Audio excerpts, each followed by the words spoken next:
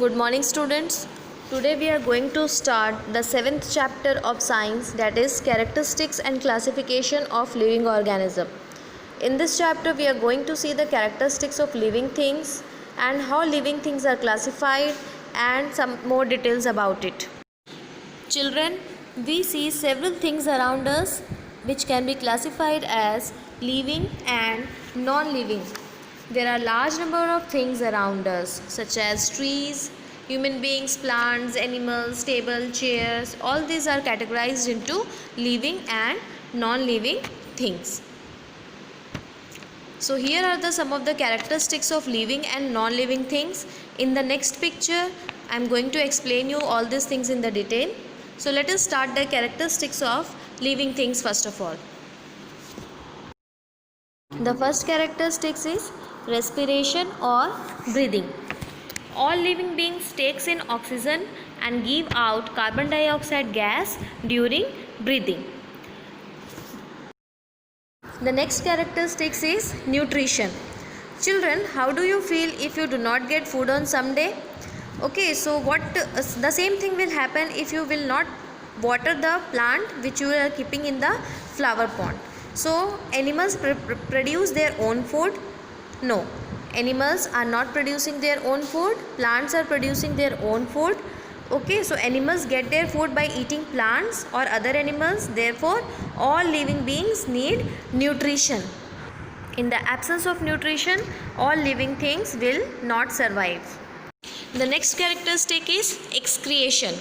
There are certain substances produced inside the body of all living beings that are harmful for the body, and this need to be removed compulsorily from the body.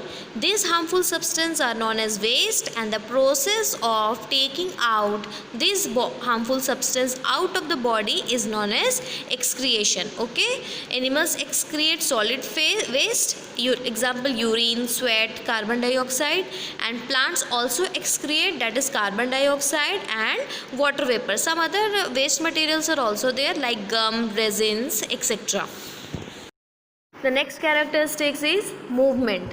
Children, you walk from one place to another. In similar manner, other animals also walk, fly or swim from one place to another. This is also called as mobility. Okay, so what is movement? Living things have the ability to move in same way without outside help. The majority of animals usually move their whole bodies, often supported by specialized organs. So all the animals move their whole body, and some organs of them are helping them to move, and these are also called locomotory organs. The next characteristics is sensitivity or response to stimulus. So what is response to stimulus? A physical or chemical change in the internal or external environment. For example, there is a sensitivity in plants too also, children. For example, if you will touch the touch me not plant, what will happen? The leaves of touch me not plant close on touching, and they shows their sensitivity to contact. So the same way animals also doing. Okay, when you see the dilating eye, when we see the light, our eyeball dilate in response to light. This shows sensitivity. The next characteristics is growth. Children, have you ever seen there is an increase in the height of the offsprings of all animals? Have you ever noticed? So in the same way, plants also grow. Animals grow up to a fixed age, while plants grow throughout their lifespan.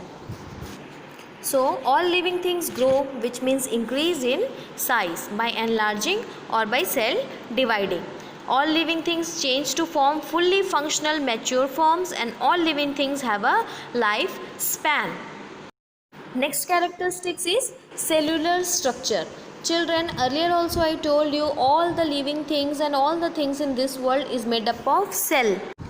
So cells are the basic structural units of life, the smallest unit capable of all life functions, and cells are the building blocks of all organism. Okay, so just as a house is made up of small bricks, the body of all plants and animals are made up of small cells. The structural of cells can be observed under a microscope.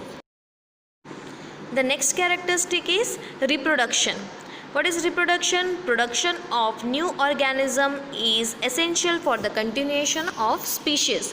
So all living beings reproduce offsprings of the same kind as them, and this is known as reproduction. Example, cats have kittens and chickens come out of hen's egg. Plants also reproduce by seeds and new plants grow out of seeds. Students, next and the last characteristics of all living beings are fixed lifespan. So all living things are alive for a fixed time after their birth, and after this period they die. Different living beings have different lifespan. This lifespan can vary from a few days to many years. Okay. So students, here are some of the characteristics of living organism. So this is the end of explanation for today. Next class we'll see more details of this chapter. Till that time, thank you.